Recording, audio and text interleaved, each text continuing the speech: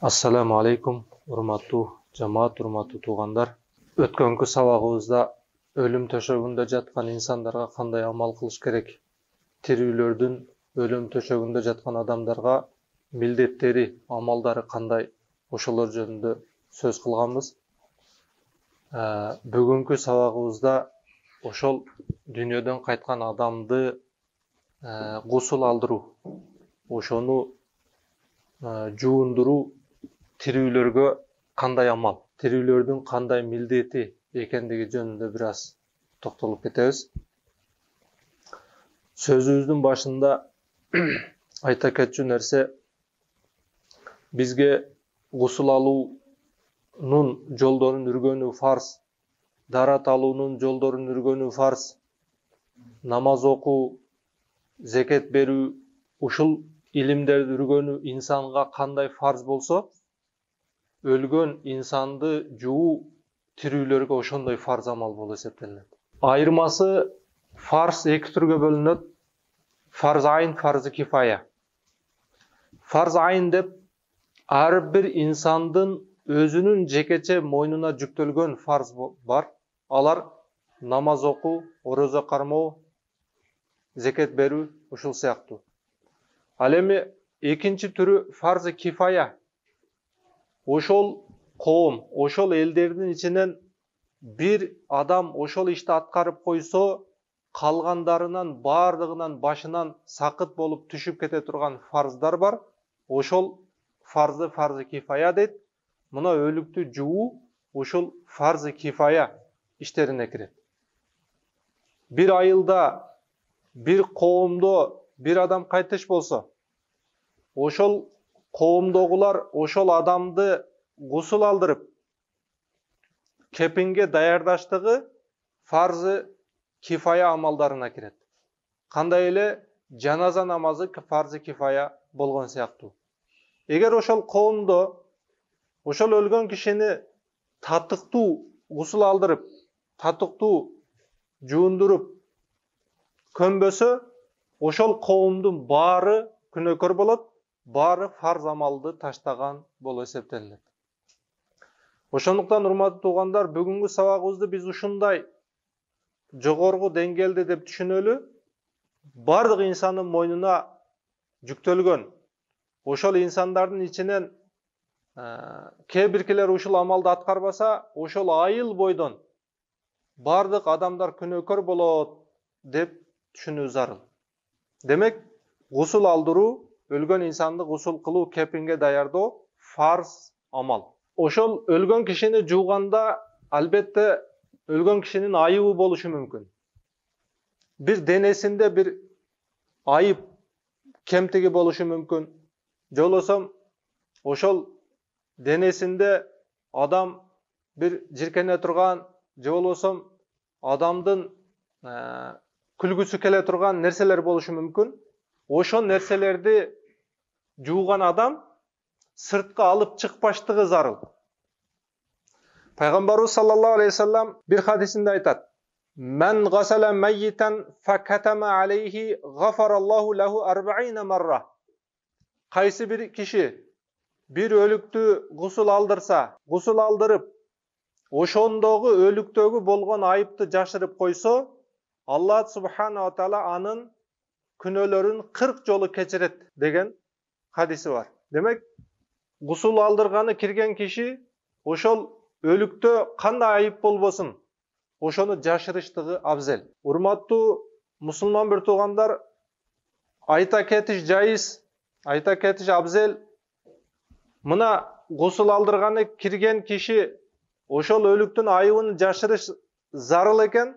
Бүгүнкү күндө көчөдө кандайдыр бир авария менен, кандайдыр бир кесепет менен жан берип көчөдө жаткан адамдарды барып барак алып сүрөткө тартып, аларды соц тармактарга чыгарып, өзүнүн бир кызыкчылыгы үчүн элдерге таркатып берген. Кандай абалда? Ал өлүк ушундай абалда, ал өзү эптей албайт. Өзүнүн өзү уяттуу жерлерини жаба албай турган абалда жатқан абалда, bir jirkeniştүү абалда болбосун, же уяттуу жери ачылып калган абалда болбосун, ошол учурда тартып туруп элге, коомго чыгарып берүү азыр биз жогоруда айткан хадиске толугу менен каршы келген амал болуп эсептелинет. Ошол соц тармактарга дагы биздин журналисттер дейбизби, ошол тармакта иштеген инсандар өлгөн инсанды тартып элге чыгарышка шашылбасын. Üstüne bir ак материалды, же болбосо bir материалды жаап, эл көрбөй турган акыбалда, эл жиркенбей турган акыбалда кылып тартып, анан элге чыгарыштыгы бул мусулмандык милдет болуп эсептелинет. Өлгөн кишини жуунун өкүмү эмне десе, биз аны айтып өттүк, фарзы кифая. Ар бир инсандын мойнуна жүктөлгөн фарз kifaya. Эми бир аз өкүмдөр бар. Ошол өлгөн инсандын денеси кандай даражада болсо, ошол өлүк жуулат. Иза кама ба'дун нас би гуслил майит сакатал фарз анил бaqin. Эгер ошол коомдун ичинен 5-6 кирип ошол өлүктү жууп койсо, калгандарынан дагы мойнунан түшүрүлөт, күнөөдөн баары кутулат. Ва иллам якун ахадун би гуслихи асимал жами'у. Эгерде ошол коомдун ичинен бири дагы ошол өлүктү жуубаса, бардык элдер, ошол коом, ошол айыл бардыгы күнөөкөр болот. Иннама юфтараду гуслул майит иза вужида шурутул атия. Мына төмөндө 4 шарт айтылат. Ошо 4 шарт табылса, ошол өлгөн кишини жууш фарз болот. Бул шарттар кайсылар? Айякуна муслиман фала яжибу гуслул кафир. Өлүк мусулман адам болуш керек. Кафир адам жуунтулбайт. Кафирга гусул фарз эмес. Демек, өлгөн киши мусулман болсо, аны биз кепенге даярдаш үчүн гусул алдырышыбыз шарт. Биринчи шарт. Экинчи шарты айюжада минал майит аксарал бадан ау нисфуху ма расихи.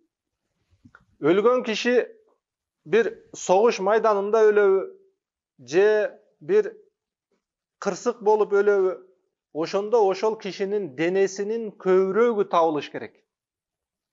Денесинин бөлүп айтканда, тактап айтканда 3төн 2си табылыш керек. Ошондо ошол денени жууш фарз болот.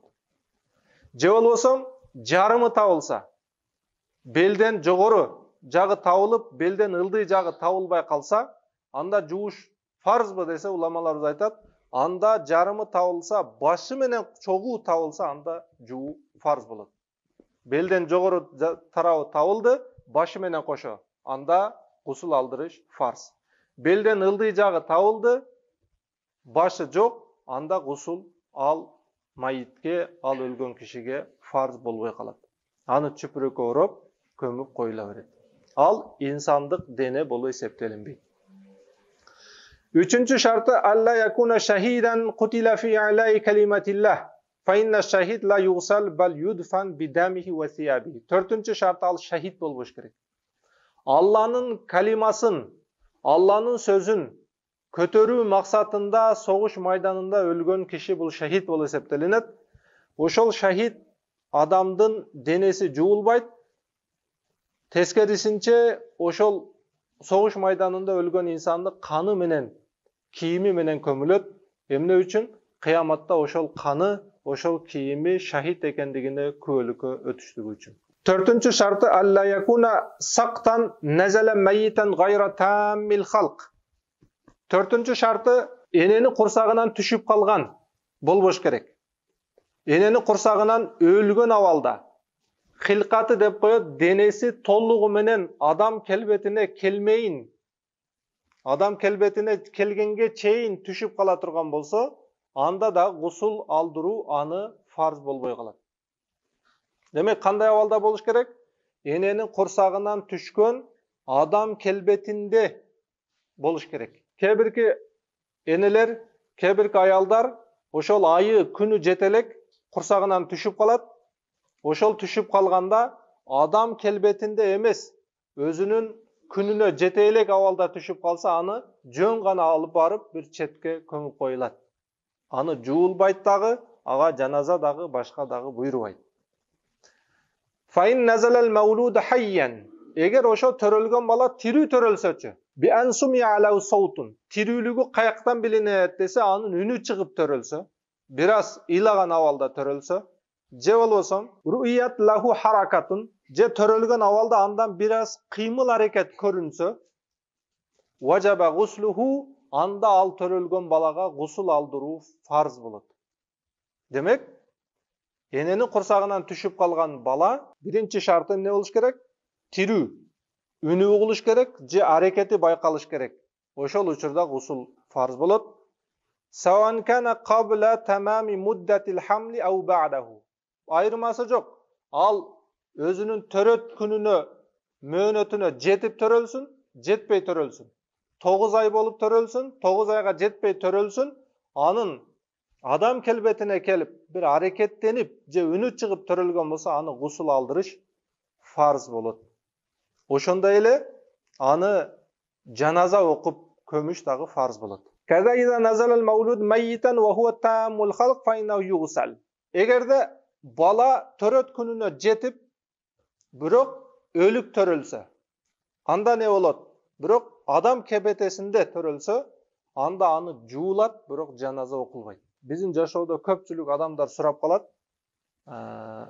Ayalımdın boyundan düşüp kaldı. Kanday kılabız? Janaza okuyuzbu, gusul aldırabızbı degen surol köp bolat. Bilip alıştığı zarıl, urmatı tuğandar.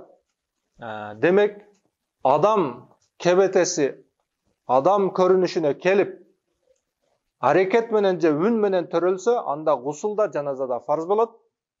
Adam kebetesine kelip, birok ölük törölö turgan bolsa, anda gusul aldırıp turup, bir çüpürök orup, kömüp koyulat, anda janaza farz bolboyt aga. Uşunu bilip alıştığı zarıl. Emi kanday avalda juulat? Uşunday insandardı juuş tirilörgө mildet eken. Emi kanday juuştun sürötü avalı kanday? Yuzaul mayit ala saririn mujmarin vitran. Ölgön insandı oşol mayit ölük juuçu kravatga jatkırıp, jatkırıştan aldın kravatты bir jıttуу nerseler menen tak türdө jıttandırуу. Misalı 3 jolu je 5 jolu sürtүү. Oşol atır je jıttуу nerseler sürtülgön jerge jatkırуу. Karabaysызбы? Ölüktü kançalık şariat jıttandırıp, kançalık urmattap jatat. Demek İslam dini ölüktü uşunçalık barktap atat, tirilörgö jogorku dengelde daraja bergen. Tirilör emne kılış gerek? Har bir tiri insandı uşunçalık barktaş gerek, anın abroyun orduna koyuş gerek. Tustaru avratun minas surrati ila rukbah. Ölgön insandı juğanı kirgen adamlar kindiginen tartıp tizesine çeyin çüpürök taştap koyuş gerek. Jılanga çavalda juğaş gerek. Summa tunza anhu thiyabuhu. Kiyin oşo çüpüröktü taştagandan kiyin anan kiyimini ölgön insanın kiyimi çeçindirilip alınat. Wa yuwazzau kama yutawazzau lis-salah gayra annahu la yumazmaz ve la yustanshaq. Bel yumsahu famuhu ve anfuhu bi khirqatin mublatin bil ma. Jatkızıp çüpüröktü taştap kiyimini çeçkenden kiyin darat aldırat deydi. Darat aldırууsu kanday dese nımdu çüpürök menen anın ozun jana murdun arçit, sürtöt. Wa yusabbu alayhil ma'al mughla bi sidrin aw ashnan. Sidr jana ashnan degen çöptөр bolat. Al suunu jıttуу kılıp, samın sıyakты kılıp tazartı beret. Oşol nerseler menen, oşollar salıngan suu menen anan ölgön insanın üstüne koyulup juulat dep jatat şariat. Hurmatly tuğandar, demek biz tirilörgö ölgön insandı uşuntip, aspettep, anı özünün jayına koyup, taza suular menen, jıttуу nerseler menen jıttandırıp, andan keyin Allah'nın huzuruna, andan keyin kabır degen jaşoого alıp barış tirilörдүн mildeti bolup jatat. Al эми андай çöptөр bolбой турган болсо эмне кылыш керек dese, anda taza suu menen juuştu abzel. Ulamalarыбыз кошумча кылып айтат, ошол таза сууну дагы өтө муздак, өтө ысык болбосун, жылуу. Тирүү адам кандай ошол суу менен жуунса, рахаттанса, ошондой абалда жуундурсун деп айтат. Юсалу расуху ва лихиятуху бил хитми ау сабун. Хитм, сабун деген кошулмалар бар. Ушул кошулмалар менен башы, сакалы жуулат. Бул дагы жанагы өлүктүн башыны, сакалыны жыттандырып, ушундай суулар менен жууш керек. Сумма юзжа аля жанбихи лайсат. Сиз үстүнө куйдуңуз, кийин аны сол жагына жаткырасыз. Сол жагына кыйшайтасыз. Ва юсаббу алейхил ма, анан жанынан суу куясыз кайра. Хатта ясилул ма иля ма яли тахта, суу астына жеткенге чейин. Демек, биринчиден үстүнө куйгандан кийин сол тарапка кыйшайтып, үстүнө кайра суу куясыз. Кийин оң тарабына кыйшайтып туруп, кайра сол тарабынан суу куясыз, астына жеткенге чейин. Сумма южласу муснадан илал гасил. Кийин ошол жаткан өлүктү бир аз сиз жөлөп тургузасыз. Отурган абалга келгендегидей кылып тургузасыз. Ва юмсаху батнуху, анан латифан, курсагын жеңил абалда сылайсыз. Отургузуп, курсагын жеңил абалда сылайсыз. Ва югсалу ма яхруджу мин кубулил майт ау дубурихи. Кийин анан өлүктүн артынан, алдынан чыккан нажасатты жууп саласыз. Демек, аны бир аз отургузган абалда келтирип туруп, аны сылаштык, ошол ичиндеги нажасатты чыгарып салуу. Ал кепинге чыгып кетпештиги үчүн. Ва югсалу, кийин анан чыккан нерсесин жууп саласыз. Ва ла юадул гусл сумма юншафу би саубин. Бирок гусул кайталанынбайт. Жана нажасат чыккандан кийин гусулду мен кайтарып алайын, кайра гусул алдырайын дебейсиз. Балким ошону менен гусул жетет. Гусул бүткөндөн кийин юншафу би саубин, бир кийим менен кургатасыз. Бир сүргү менен ошол өлүктүн үстүндө сууну кургатасыз. Андан кийин вала юқассу зуфрул майт вала шa'руhu. Өлгөн кишинин тырмагы, чачтары кыскартылбайт. Бизде көбүнчө билип калабыз жашоодо. Ошол чоң атасы, чоң энеси кайтыш болсо, кыздары, балдары тезинен ошонун чачтарын кыскартып, тырмактарын кыскартып, мурут сакалдарын кыскартып, бир кебетеге келтирип коеюн деп өзүнүн акылдуулук сезип бир тазалай баштайт. Бул шарият акыл менен чечиле турган нерсе эмес. Урматтуу туугандар, шарият пайгамбарыбыз саллаллаху алейхи вассалам көрсөткөн жол менен чечиле турган нерсе. Демек, анын өлгөн кишинин тырмагы, мурут сакалдары, чачтары кыскартылбайт. Ошол абалда көмүлөт. Ал-мар'ату тагсилу завжаха иза лам южат рajulun yaghsiluhu.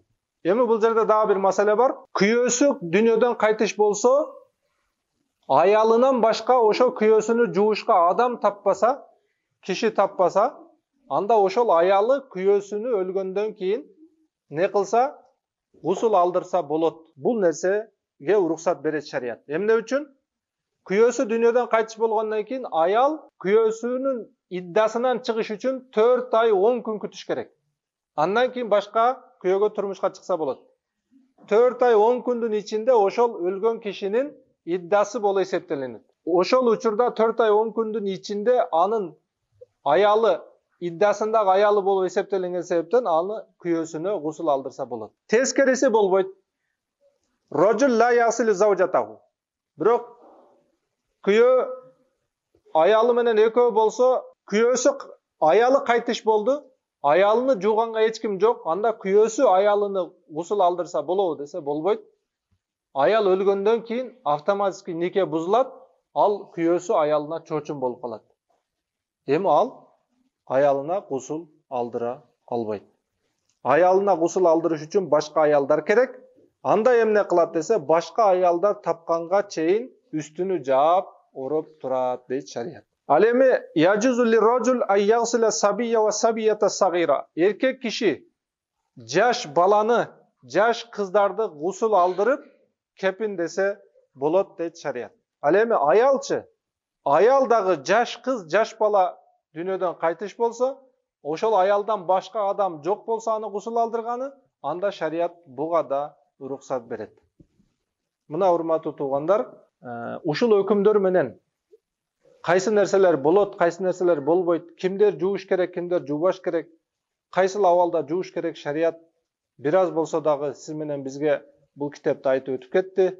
Ошол негизде, шариаттын негизинде биз гусул алдырып, кепинге даярдай турган болсок, иншалла биз өзүбүздүн фарзы кифая болгон милдетибизден кутулабыз.